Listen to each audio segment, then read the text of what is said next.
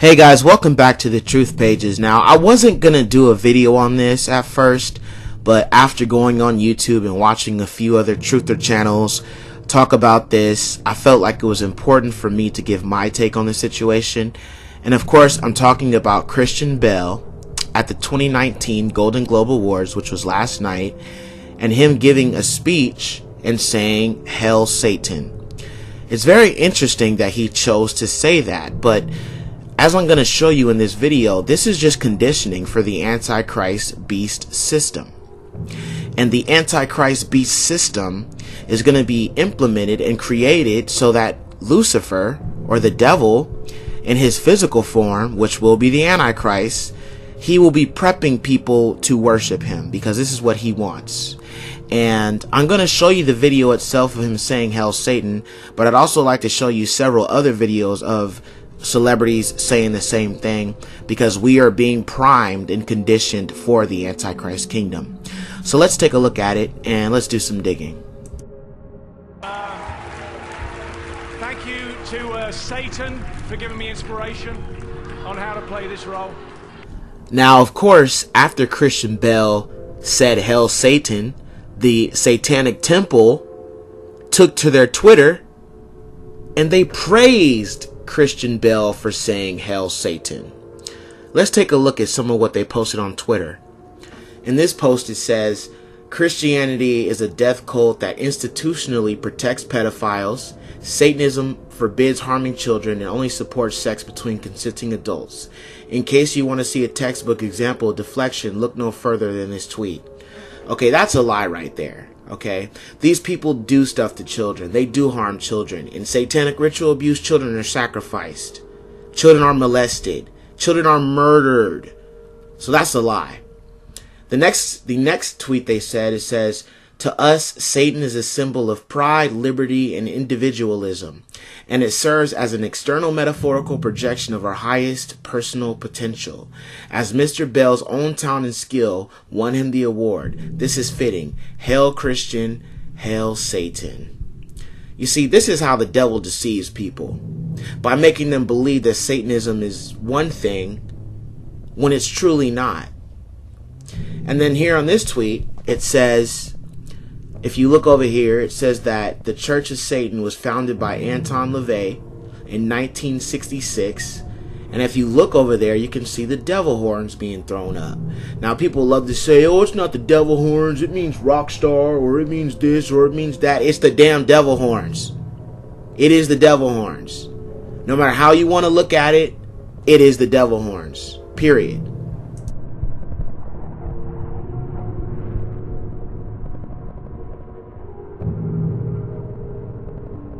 God. Do you believe in Jesus Christ? No, irrevocably not. I believe that the Godhead resides within oneself. I believe that man creates gods in accordance with his own needs, and if he doesn't, someone else will create them for him. Who or what is Satan to you? Satan is the essence of that which dwells within myself. Well, I'm very much into philosophy, a lot of different philosophers that I've read over the years, like Nietzsche, Darwin, Freud, Aleister Crowley, and finally Anton LaVey. And fortunately, he's still alive, so I got to meet with him and talk about his ideas and things like that. And in America, Satanism is sensationalized and kind of misunderstood, and people associate it with worshiping the devil and things like that. But it's really a philosophy about individuality and self-preservation. It's about being your own God. And there's a lot of valuable lessons to be learned from the Bible. I just feel that the way a lot of people interpret it, particularly in the USA, is very hypocritical, and that's what I try and open people's mind to, that there is different ways of looking at things rather. So basically what these imbeciles are telling you is that in Satanism, they believe that God is not a powerful spirit that created everything. They believe that you can find the God within yourself. This is a Luciferian satanic belief system. And this very belief of being able to be your own God goes all the way back to the book of Genesis with Adam and Eve and the serpent. The serpent told Eve that if she ate of the tree that she would be like God. She would know good and evil. And that's what tempted her to disobey God, because of the temptation and the idea of being like God or above God. This is what Satanists believe. And that lie has been rooted to the very beginning of humanity in the Garden of Eden. These are things that have been passed on down through the generations, even from the very beginning. The same lie that the devil told Eve, the serpent told Eve, is being propagated into Satanism. It's being propagated into the world, into society. And this is why it's a problem, guys. This is dangerous doctrine. We will never be like God. We were made in His image, but we do not have the power to create animals and to create life and to create plants and trees. We are made in His image, but we cannot do the things that God can do. And that is what the Bible is very clear about. There's a distinction between the Most High and those who serve Him. Now, one thing I found interesting is Christian Bell's name. His first name is Christian. His last name is Bell. Now, when you hear the word Bell, what do you think of? I'll tell you what comes to mind.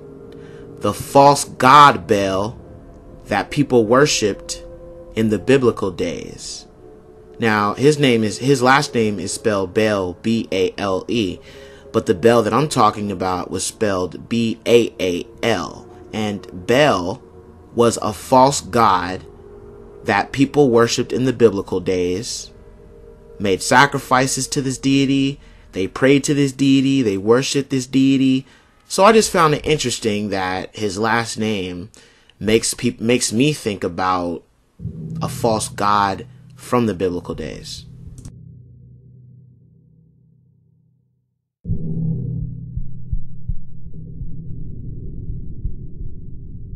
What do you think? Hail Satan. Gave me my life back. Hail Satan. Satan is his father, not Guy. He came up from hell and begat a son of mortal woman. Hail Satan! Hail Satan. Satan is his father, and his name is Adrian. He shall overthrow the mighty and lay waste their temples. He shall redeem the despised and wreak vengeance in the name of the burned and the tortured. Hail Adrian! Hail Adrian! Hail Satan! Hail Satan! Nomine Satanus. Hail Satan! Hail Satan. Hail Satan. And thank you, Satan. Satan. Hail Satan! Bring forth the offering. Oh, looking so good. Lord, please accept this humble sacrifice. I would totally trade places with that goat right now. Token of our faith. Just keep watching. In nomine Satanis!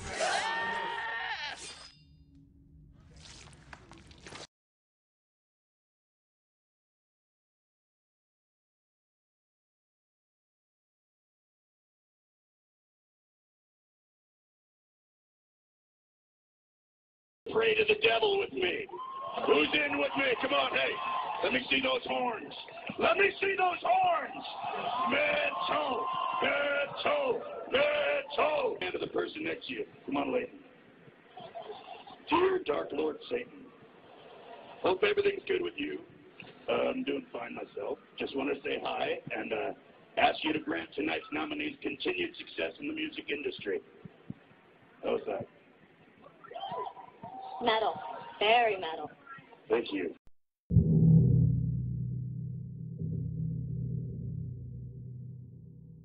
Now, many of you may have already started putting up decorations this holiday season, but the decorations at the state capitol are turning some heads.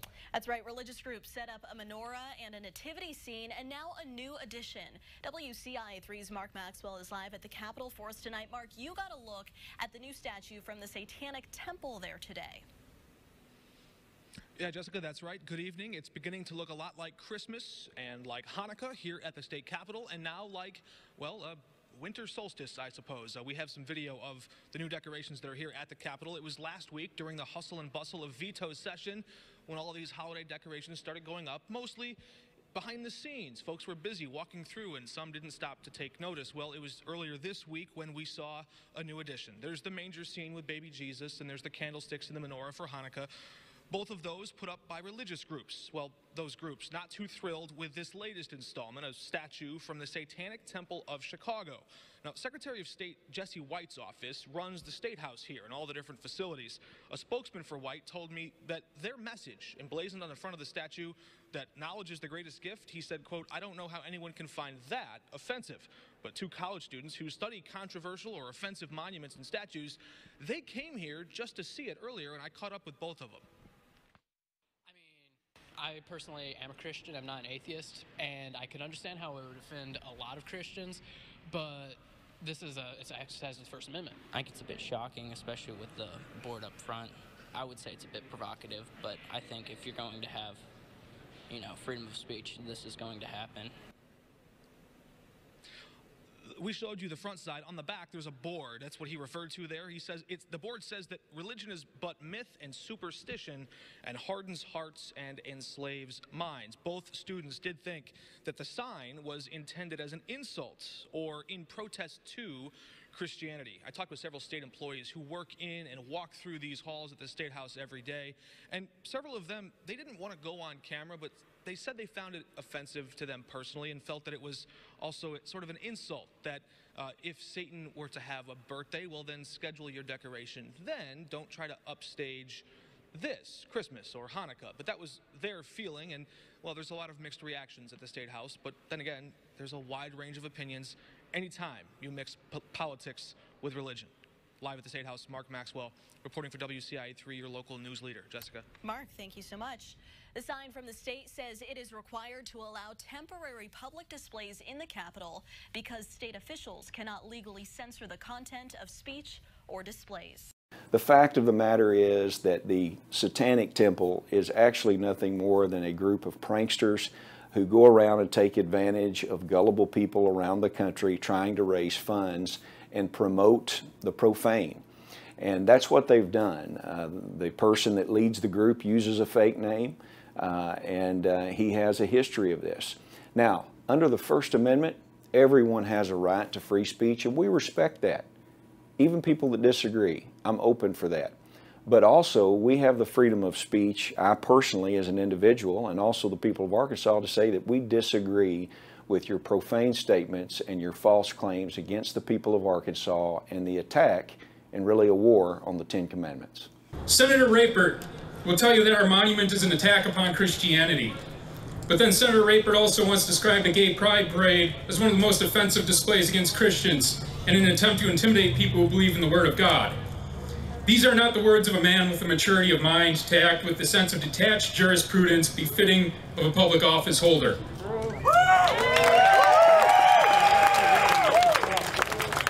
Senator Rapert will tell you that his Ten Commandments monument is not a religious monument, rather it is a monument celebrating the heritage and history of American law. If he were to make this claim in earnest, it would indicate that he is as unqualified to hold the title of minister as he is to hold the office of senator. To be sure, the senator reduces the Decalogue from the sacred to the historical in an attempt to shield it from claims of religious preference and litigation. However, it is a dishonest move that is an insult to both the Ten Commandments and American history and heritage.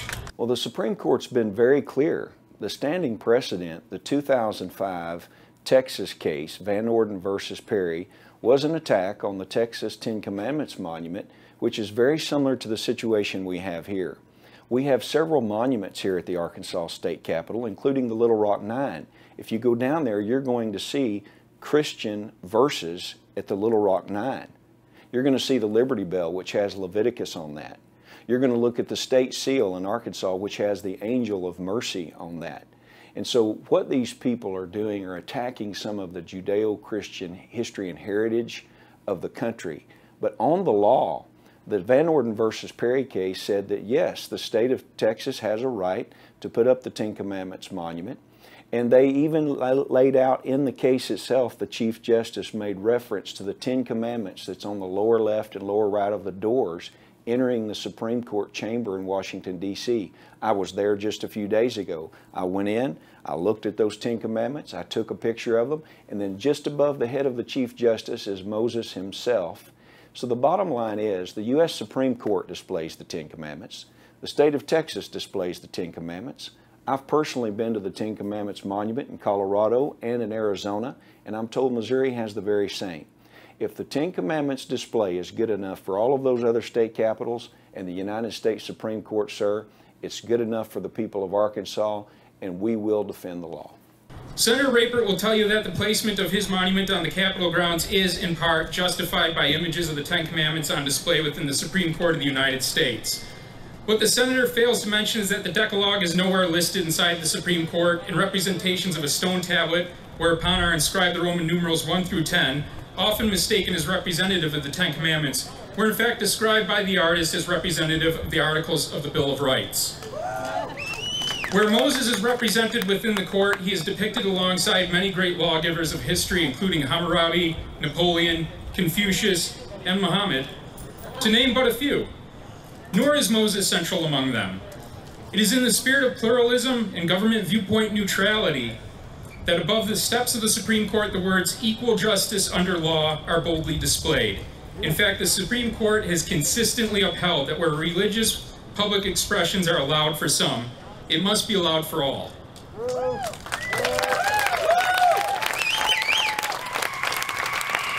Senator Rapert will tell you that a United States Supreme Court decision from 2005, Van Orden versus Perry, which allowed for a contested Ten Commandments monument to remain on public grounds in Austin, Texas, justifies the exclusive placement of his Ten Commandments monument here on Little Rock Capitol grounds.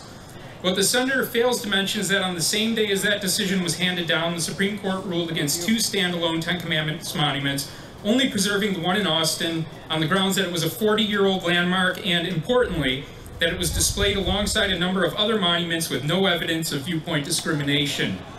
In denying other monuments of religious significance in Little Rock, the state can no longer claim Van Orden versus Perry as justification for the Ten Commandments monument, and in fact, the precedent supports our claim that the state is obligated to accept Baphomet at the Capitol grounds.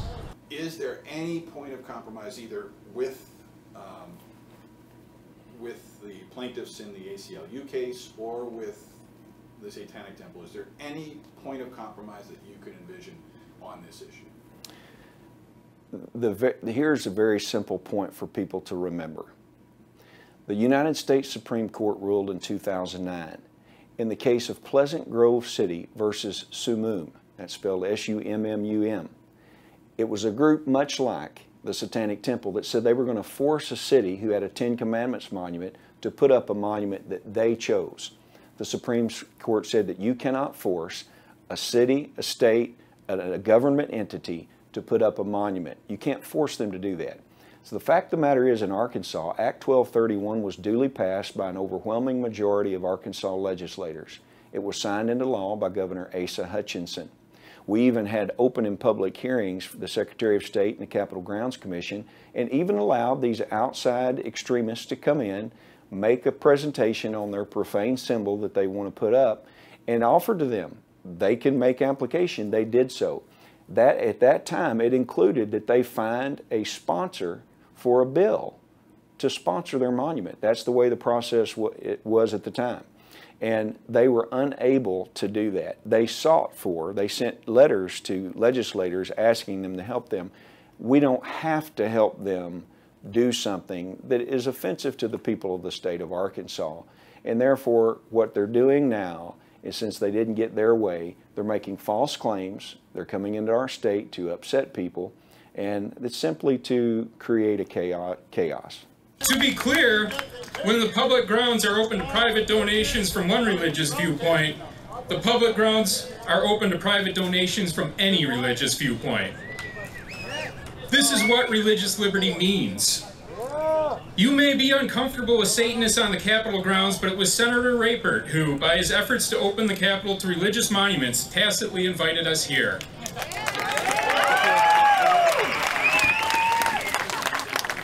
To be clear, the Ten Commandments monuments standing on the Capitol grounds to the exclusion of other privately donated monuments of religious significance is illegal. According to the Arkansas State Constitution, no preference shall ever be given by law to any religious establishment, denomination, or mode of worship above any other. The binary elements of the Baphomet, the animal and the human, the gesture above, the gesture below, pentagrams both inverted and upright, all signifies that which is embodied in the central caduceus, reconciliation and negotiation. Baphomet, on the same grounds as the Ten Commandments, does not represent a conflict, but a resolution. Baphomet would legalize the Ten Commandments and uphold First Amendment principles. A failure to accept Baphomet will surely result in a legal ruling demanding the Ten Commandments monument be taken down. Let me say this, that based upon the U.S. Supreme Court decision in Pleasant Grove City versus Simoon, it will be a very cold day in hell before we are ever forced to put up a permanent monument on the state capitol grounds that's as offensive as this group that hides behind fake names as they travel the country.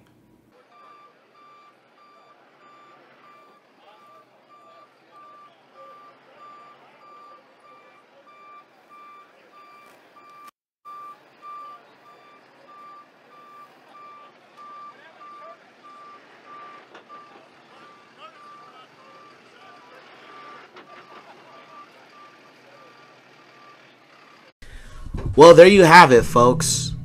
This is what the satanic Antichrist system is going to look like. We're going to hear more news reports of more satanic statues being erected. You're going to see in the media more talks of satanic ideologies. Do what thou wilt. You only live once. All of these popular sayings are Antichrist in nature. You only live once. Do what thou wilt. There are no consequences. This is how we know how powerful Satan's influence is in this world. And when Satan comes on the world stage as the Antichrist, it'll be the most satanic ruling of this world you've ever seen. I mean, the Antichrist is going to push all of the satanic ideologies, be it same-sex marriage, same-sex relationships, worshiping yourself, finding the God within yourself. All of this stuff is satanic. And when the Antichrist comes on the stage, Satan in the flesh comes on the world stage, he's going to push these satanic ideologies onto the world. That is his ultimate goal, because he wants to be worshipped, and he also wants to deceive as many people as he can, because he knows that his time is short. I thank you guys for watching. This is the Truth Pages. If you enjoyed this video, check out some of these other videos that are just like this one. I'm sure you'll find them very informative. God bless you all. Thank you.